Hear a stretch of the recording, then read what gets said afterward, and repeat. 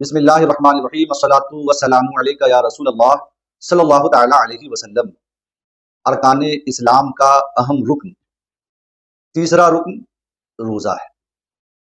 روزہ ہر مسلمان بالغ مرد و عورت پر فرض ہے۔ بلا عذر شرعی روزے چھوڑنا سخت گناہ ہے، حرام ہے۔ شرعی مجبوریوں کی وجہ سے ہی صرف روزے چھوڑنے کی اجازت ہے،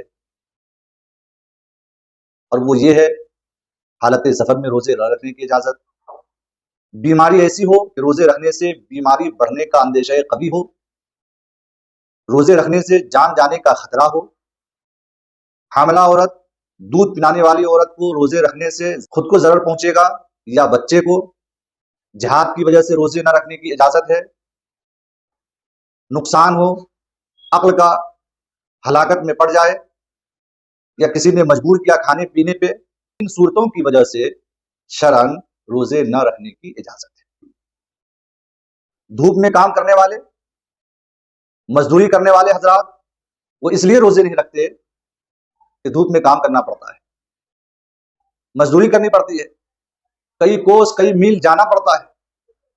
یہ شرعی مجبوری نہیں ہے، یہ ایسی مجبوری نہیں ہے جس کی وجہ سے شریعت روزے نہ رکھنے کی اجازت دے، بلکہ شریعت یہ بتاتی ہے مقیم شخص دھوپ میں کام کرنے والے روزے رکھ سکتا ہے تو اس کے اوپر روزے رکھنا فرض ہے۔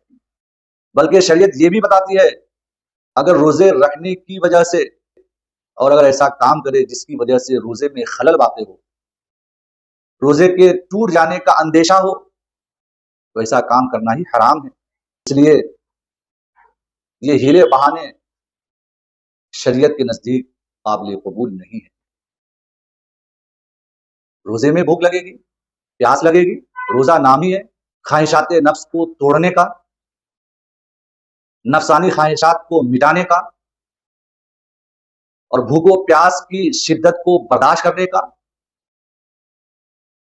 جسم کو صبر و مشقت کی بھٹی میں ڈالنے کا نام ہی روزہ ہے۔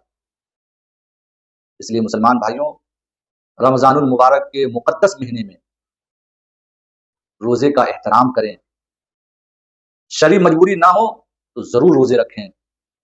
یہ ایسی عبادت ہے، روزے رکھنا اللہ کو نزدیک اس قدر پسند ہے کہ اس کی فرضیت قرآن کریم کے اندر موجود ہے۔ رسول اکرم صلی اللہ تعالی علیہ وسلم ارشاد فرماتے ہیں جس کسی نے رمضان کے روزے رکھے ثواب کی نیت سے، خلوص نیت کے ساتھ، تو اللہ رب العزت اس کے اگلے پچھلے گناہوں کو معاف فرما دیتا ہے۔